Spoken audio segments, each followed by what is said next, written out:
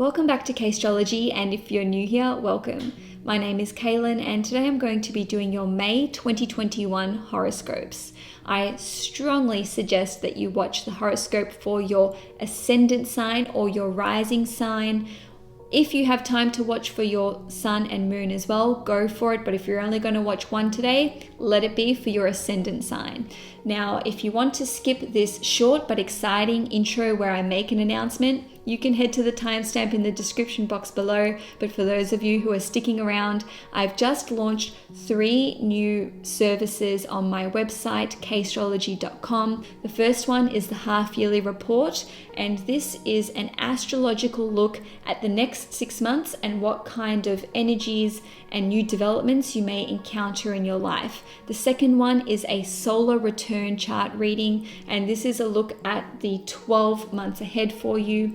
This reading is suitable for you if you have just had a birthday or if you are about to have a birthday, because it looks at the 12 months between birthday to birthday. And thirdly, I've launched a Saturn return reading. So if you are currently going through your Saturn return, which means you have your natal Saturn in Aquarius, like I do myself, then this is an ideal reading for you. You can find those at kastrology.com, and I will leave a link in the description box below. And now let's get to the horoscopes. Hi Taurus Sun, Moon and Risings. Welcome to your May 2021 horoscope. The month starts off with Mercury entering the sign of Gemini on the 4th of May, followed closely by Venus entering Gemini on the 9th of May. With Mercury and Venus both in your second house of finances and possessions, you'll be a lot more focused on your financial situation than usual, and you may even be inclined to spend a lot more money on anything related to valuables, possessions, makeup, clothing, and any kind of luxury item. Now, on the 12th of May, there will be a new moon in Taurus at 21 degrees. So obviously this is in your first house, Taurus, and it will be sextiling Neptune in your 11th house. New moons always indicate some kind of new beginning or new chapter taking place in our life. And given that it's in your first house, a lot of you may be considering taking a new path in life. And this could be something which is connected to work, because Venus also rules your 6th house, which is the house of work, and it's in the sign of Libra. And on a different level, because it's sextiling Neptune in your 11th house, this new chapter that you start planting the seeds for could be connected to 11th house topics and themes, such as complex systems like information technology, astrology. It might be planting the seeds to start organizing some kind of large-scale event or something to do with the community, politics, or any kind of group that you're a part of. Or if it's related to Neptunian matters, this could be a new chapter taking place in your life with regard to psychology, spirituality, anything to do with healing, and also astrology is indicated as well. Now, for some of you, maybe you just want to change your appearance and reinvent your whole look.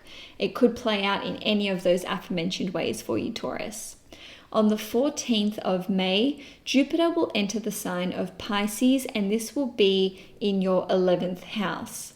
It will remain in Pisces until the end of July, so it will spend about 11 weeks in your 11th house, and it's actually been about 12 years since you last saw Jupiter transiting your 11th house in the sign of Pisces, as it takes 12 years for Jupiter to transit all 12 signs. So with Jupiter in your 11th house, this will essentially be showing you what you can expect with your long-term goals, and these long-term goals will be seeing a lot of expansion, because Jupiter expands whatever it touches. Now, as I've just mentioned, Jupiter won't be in your 11th house for very long, but this little snapshot in time of nearly 3 months is essentially going to show you what you can expect when Jupiter enters Pisces again at the end of the year, or when it will remain in Pisces for 12 months. So with Jupiter in your 11th house, you may be expanding your horizons through some kind of futuristic or technological means. So this could be starting a YouTube channel, starting a social media channel, and reaching a very wide group of people through this social media platform. If you already have a social media platform or channel, you could see enormous expansion. So this could be your number of YouTube subscribers, how many Instagram followers you have, or TikTok, or whatever you kids are doing these days. Now, on a different note, the 11th house is one of the financial houses in astrology. So you may actually experience a lot of financial growth over the next 11 weeks, or let's just say over the next 3 months. And this could be via a tax return. Tax returns are represented by the 8th house and also the 11th house. It could be government benefits which you are receiving, compensation for something, or perhaps you're just seeing an increase or boost in your salary. Now, some of you Taureans, like I mentioned earlier, may actually be moving jobs. So you could definitely see an increase in salary by taking on some kind of new position. It doesn't have to be a change of job. It could just be a promotion. Now, for some of you Taureans with Jupiter in the 11th house, you will find that your friends are more supportive, and especially more supportive than they have been. Some of you may be making new friends, and these could be friends from different cultural backgrounds to you, or friends from all over the world. And it could certainly be friendships which are developed via the internet, because the 11th house is one of the houses which rules the internet and technology, and obviously complex systems, which I mentioned. And lastly, with Jupiter being in your 11th house, this is a great time for personal improvement and for really creating some kind of vision board, or at least a Pinterest board for what you want to see take place in your life. This is a fantastic time for all kinds of manifestation and visualization techniques. So if you don't have access to making a vision board, or you don't have the resources, try to visualize very clearly what you want for your future. This technique will absolutely help if you can't make a vision board. Now, on the 21st of May, which is my birthday, the sun will enter the sign of Gemini, which will kick off Gemini season. So with the sun, Mercury, and Venus all in your second house, you will be super focused on your finances and on your valuables and your possessions. And you may even see some kind of increase in your pay, or even like a lump sum deposit or credit into your account. Now, on the 23rd of May, Saturn will be retrograde in Aquarius in your 10th house for 5 months until early October. So with Saturn being retrograde in your 10th house, which is essentially the career house or your professional life house, this can unfortunately pose some obstacles and challenges with regard to your career.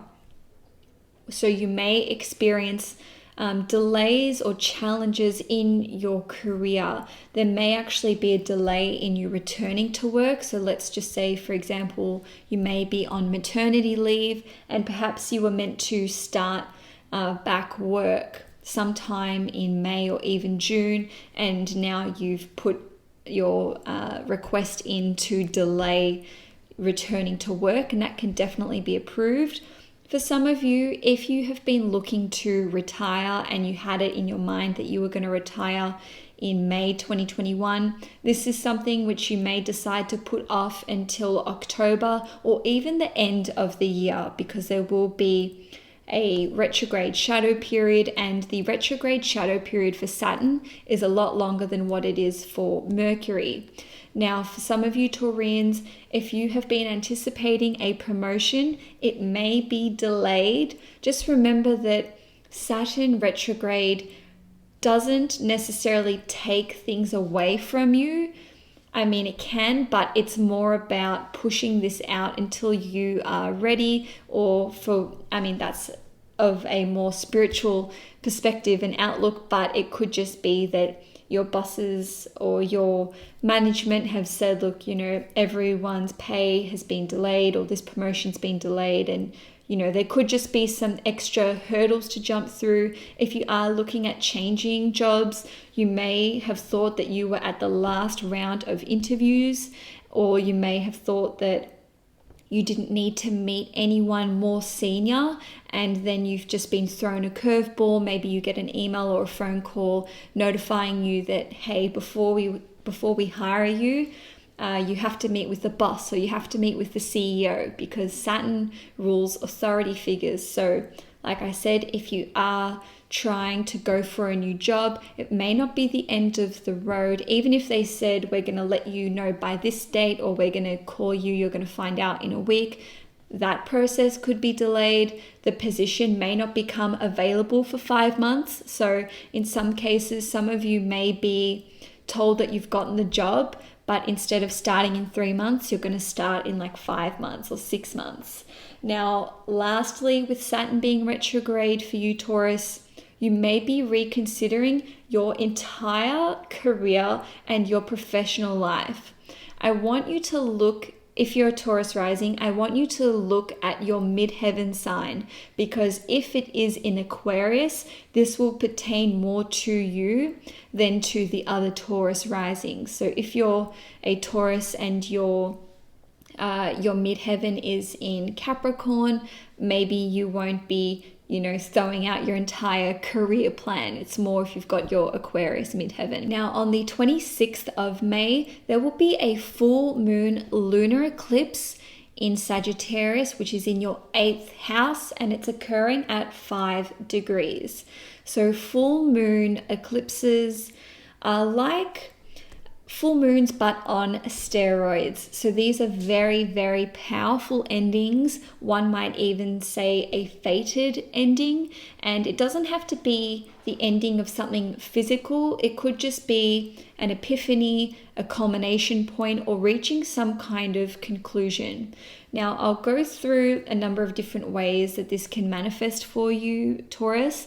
But something I want you to pay attention to is that if you have your 8th house cusp at 5 degrees Sagittarius, or pretty close to 5 degrees, let's say 0 to 10 degrees, this will impact you more than if you have your Sagittarius 8th house cusp at, say, in the late 20s.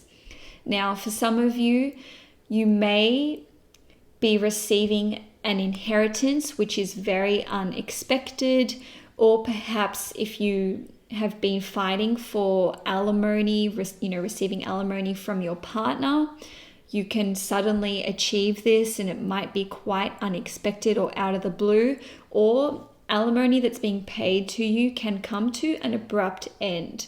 So with eclipses, they essentially bring about events or indicate events which are unpredictable in nature. Now, as a full moon lunar eclipse, we will be under the effects of the lunar eclipse for about 6 weeks. So if you're watching this and, even if it's the first week of May and you're feeling a bit funny or feeling a bit sensitive, you could just be feeling the effects of the eclipse, especially because it's in the 8th house, which is related to your emotional security. Now, for some of you, something could occur in your partner's financial situation, which is quite unpredictable in nature. Now, despite the fact that you may be under the effects of the eclipse for a 6-week period, you may actually experience some kind of sudden event within 10 days. So an unpredictable event happening somewhere between the 16th of May and the 5th of June. So just keep an eye out for those particular dates, because it won't just be the 26th of May. Now, if you are pregnant and you're pretty close to full term, you can absolutely unexpectedly give birth early. I don't want to freak anyone out. And in terms of if this is going to pertain to you specifically. Again, you just want to look at whether you have your Sagittarius cusp between 0 and 10 degrees. Now, for the rest of you who aren't pregnant, this full moon eclipse can see you having some kind of psychological breakthrough, and it could be the resolving of some kind of deep-seated issue or trauma. And eclipses, just like full moons, illuminate things which may have been hidden from us. And when it's a full moon eclipse, this can make you realize or recognize the patterns or the cycles which have been repeating in your life. And it can especially show how you are responsible for certain things in your life, especially because, you know, with the 8th house, we don't really want to delve into it. The 8th house is kind of icky and uncomfortable. So we sort of avoid delving into these psychological matters, especially Taureans. I'm a Taurus as well, so I'm going to lump myself in there with you guys.